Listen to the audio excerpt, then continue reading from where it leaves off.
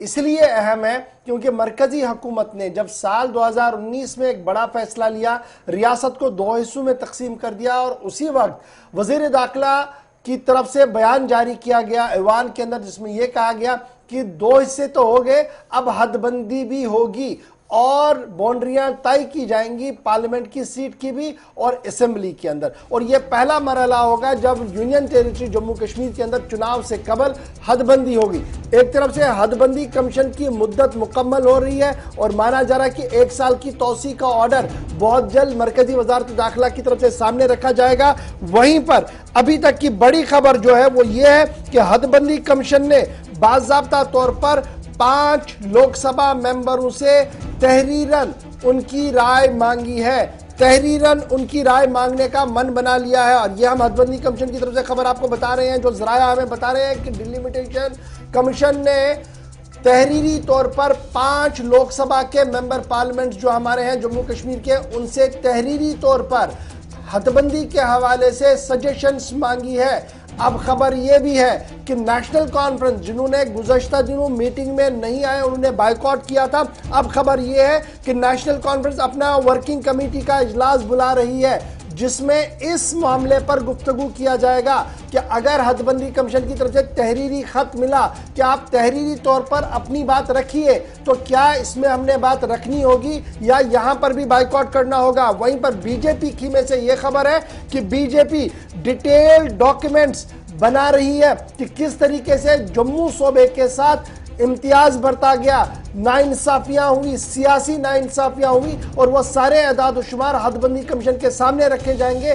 ताकि ज्यादा से ज्यादा फायदा जो है वो जम्मू सूबे को हदबंदी कमीशन का मिले। जब नई असेंबलियां बने और नई असेंबलियां बनने का मतलब जो schedule caste, schedule tribe, reserve सीटें उन्हें रोटेट करें, तो ये सारी चीजें जो है बीजेपी की तरफ से होमवर्क किया जा रहा है। तो हदबंदी कमीशन के हवाले से जो इस वक्त की सरबराह है रिटायर जस्टिस रंजना प्रकाश देसाई, उन्होंने बाज़ाब्ता तौर पर तहरीरी सजेशंस मांगी है। डिलिमिटेशन ऑफ असेंबली के हवाले से जो 5 मेंबरान हैं कमीशन के एसोसिएट मेंबर्स हैं जिनमें नेशनल कॉन्फ्रेंस भी है और बीजेपी भी है, 3 नेशनल कॉन्फ्रेंस 2 बीजेपी, 3:2 यहां पर होगा।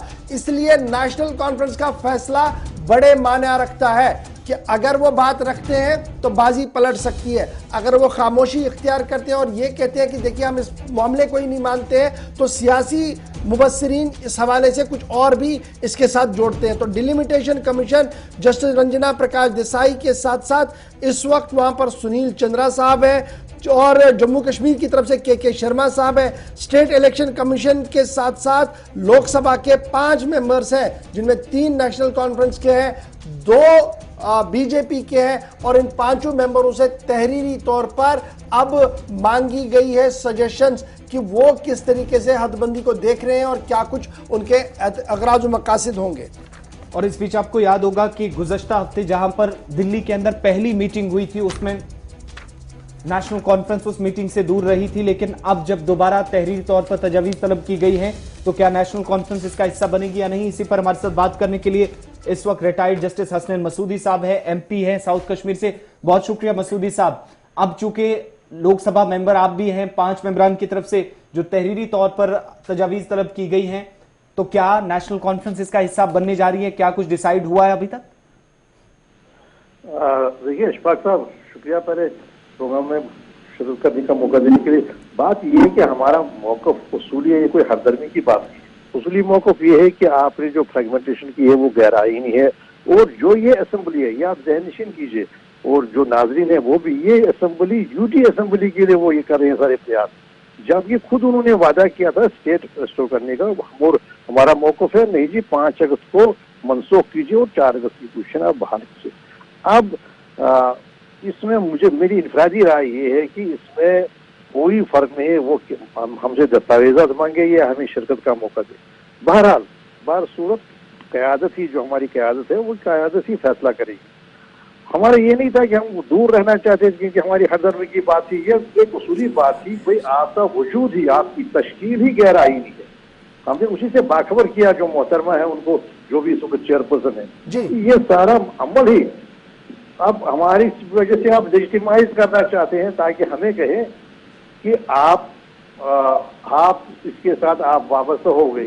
दूसरी बात ये है, रोल क्या है हमारा, लेकिन नहीं हम अपनी बात पर कोई बजुर्ग रह सकते हैं, नहीं हम कह सकते हैं नहीं ये हम सही करना ही, हमें उस पर दस्तखत करने का कोई इख्तियार है जो भी रिपोर्ट होगी।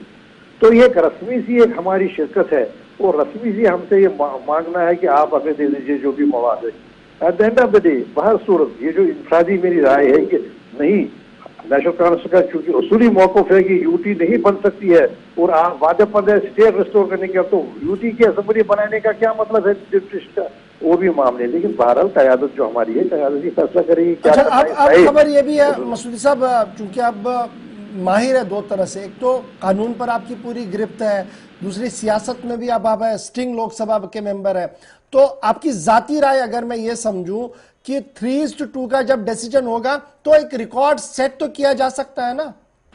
सर वहाँ वो है ही नहीं ना कमीशन का, जो सर कमीशन की जो तश्कील है या जो उसके जो प्रोसीजर है उसमें तो कोई वोटिंग वगैरह का कोई आंसर है ही नहीं। स्टेट मेंबर का कोई वोट देने का या वीटो करने का वो कोई हक ही नहीं, बल्कि साइन ही नहीं करने का है। तो दूसरी बात है इशफाक साहब, अगर आप इजाजत दें दूसरी बात तो जी जी, वो ये है कि एक नई चीज उभर कर आ रही है कि हिंद पाक के दरमियान ताल्लुकात के मामूल पर आने की, वो जाहिर सी बात है कश्मीर के कुछ एक्सटर्नल डायमेंशन भी है, इंटरनल डायमेंशन। तो अगर कोई नई पेशरफ्त हो रही है तो मुझे लगता है उस नई पेशरफ्त में भी ये चीज जो आप करने जा रहे हैं ये शायद उसमें हायल हो। आप उसी नई पेशरफ्त को आगे चलाइए सूरत के साथ, ताकि जो मामला है या इसके सारे जो डायमेंशन है वो हल हो जाए। आप ये किसी को तवक्का नहीं थी साल के शुरू होने में या अभी 3 महीने पहले ये ऐसा एक मामला हो जाएगा जो डायरेक्टर जनरल मिलिट्री ऑपरेशन से है, ऐसा एक समझौता हो जाएगा। अगर हमें ये इंडिया देता है कि कोई बातचीत हो रही है या बातचीत जारी, क्योंकि ये मामले जो है ये तो आप पहले वो मामला बढ़ाइए। लेकिन मसूदी साहब, जिसकी ओर आप हमें इशारा देने की कोशिश कर रहे हैं, क्या आपको नहीं लग रहा है कि 52 में भी सिचुएशन लगभग सेम थी, जो आज है थोड़ी बहुत चेंज थी, लेकिन उस वक्त भी पाकिस्तान का मौक़िफ़ इसी तरीके से तब्दील हुआ, बाद में स्टैंड स्टिल वाली पोजीशन आगे बढ़ी, और आज भी पाकिस्तान उसी मोड़ पर है, लेट इट भी, अब जो हो गया जी चलिए आगे बढ़िए। तो आप लोग जो रीजनल पॉलिटिक्स में है तो आपको भी अपना स्टैंड को उसी तरीके से देखना पड़ेगा कि कैसे आगे बढ़ा जाए। देखिए बात ये है कि हमारा एक मौक़िफ़ है, वो तो आपको मालूम है हमारा मौक़िफ़ के जो, हम ये नहीं कहते कि नहीं ये होना, बात ये है कि हमें हमारा मकसद है कि तशफ़ी होनी चाहिए अवाम की उमंगों की। उससे क्या हुआ, हम कोई ऐसा एडवोकेज़म करें जिससे अवाम जो ज़मीनी सूरत पर अमन कायम ना हो, अवाम में जो ऐसा से महरूमी है बदस्तूर रहे, आप कोई भी नाम इसको दीजिए। देखिए हमने हमारा मौक़िफ़ तो यही है कि हमारी एंड ऑब्जेक्ट जो है वो है अमन कायम होना, तरक्की की राह पर जो रियासत है वो जाना। तो लेकिन ऐसे जो आप करेंगे, आपने ये मामले पहले भी किए हैं, शबी शालिमार, शामिल निशात, जश्न कश्मीर हमने पहले देखे हैं, जो आप इसको एक कॉस्मेटिक तरीके से हल करना चाहते हैं मामले को। अब देखिए ये सारे जो आप इसको कभी खेलो तब मामला देते हैं, कभी कल्चरल मामला देते हैं, रंगदूत रूप देते हैं, उससे कुछ होने वाला नहीं है।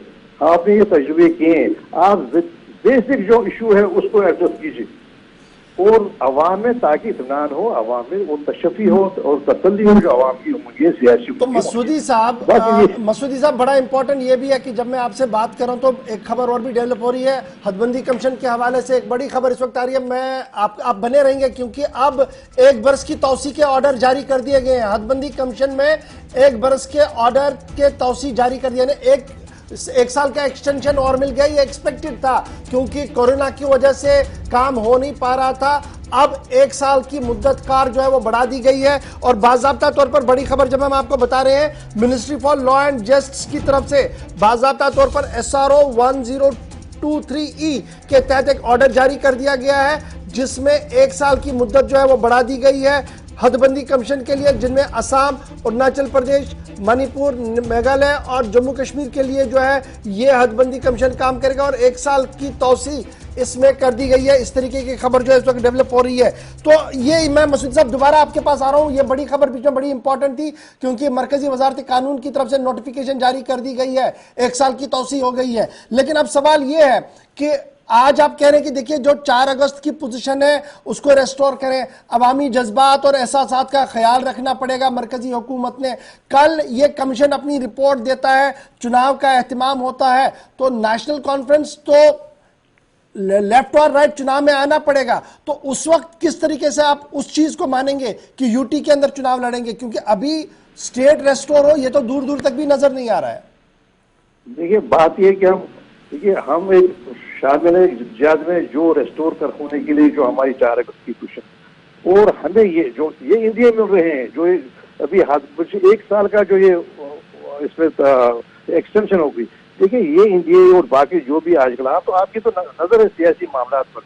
इंडिया मिलता है कि एक इंट्रोस्पेक्शन का एक्सरसाइज शायद हमें ये तवक्को कि शुरू हो जाए। जमीनी सतह पर कोई चीज तब्दील नहीं हुई है, जो एश्योरेंस दी थी वो पूरी हो ही नहीं पाई, और जो रोज की जो खबरें हैं वो इस तरफ इशारा करती है कि नहीं जो कुछ मामले थे ये मिसएडवेंचर था और ये मिसएडवेंचर की कोई कामयाबी मिली नहीं। अब जनाब हम तो एक पहले कानूनी जंग में शामिल हैं, उस कानूनी जंग में भी हमारा पूरा ये यकीन है कि हम कामयाब हो जाएंगे, और सियासी तौर पर भी हम जद्दोजहद में शामिल है। ऐसे ही तो और हम गैर वाबस्ता उससे नहीं हो सकते। हम कोई किसी अमल को लेजिटिमेसी नहीं दे सकते हैं जो अमल हमें यकीन हो कि ये गैर आईनी है। तो सवाल चेयरमैन साहिबा की तवज्जो भी इस तरफ दिलाया। राइट है मसूदी साहब, बड़ा इंपॉर्टेंट है। एक चीज और चीज आपसे जानना चाहूंगा, अभी जब आप रिप्रेजेंटेशन करते हैं साउथ कश्मीर लोकसभा के अंदर, तो आपके पीछे लिखा जाता है कि आप जम्मू कश्मीर यूटी साउथ कश्मीर अनंतनाग से रिप्रेजेंट करते हैं, तो आपको बुरा तो नहीं लग रहा है उस वक्त? वहां तो ऐसी कोई चीज लिखी नहीं जाती। मैं साउथ कश्मीर अनंतनाग सी कॉन्स्टिट्यूंसी का मेंबर हूँ, लेकिन स्टेट तो है नहीं ना, तो यूटी है वो। जब आपकी प्रेजेंटेशन होती है वो तो यूटी के हिसाब से ही होती है ना। देखिए और अगर वो लिखे, लेकिन हमारा जो फ्लोर पर होता है वो हमेशा यही वाज़ेह मौक़िफ़ होता है कि ये सारा आपने गलत किया और आप रेस्टोर कीजिए 4 अगस्त की पोजीशन, और हम उसी पर वादा बन रहे। और कल सुप्रीम कोर्ट ने भी कहा, देखिए बड़ा अहम फैसला कल सुप्रीम कोर्ट ने दिया कि डिसेंट और डिसएग्रीमेंट का मतलब नहीं है सेडिशन। और अगर 370 की बहाली की कोई बात करता है तो उसका मतलब नहीं है कि वो मुल्क दुश्मन।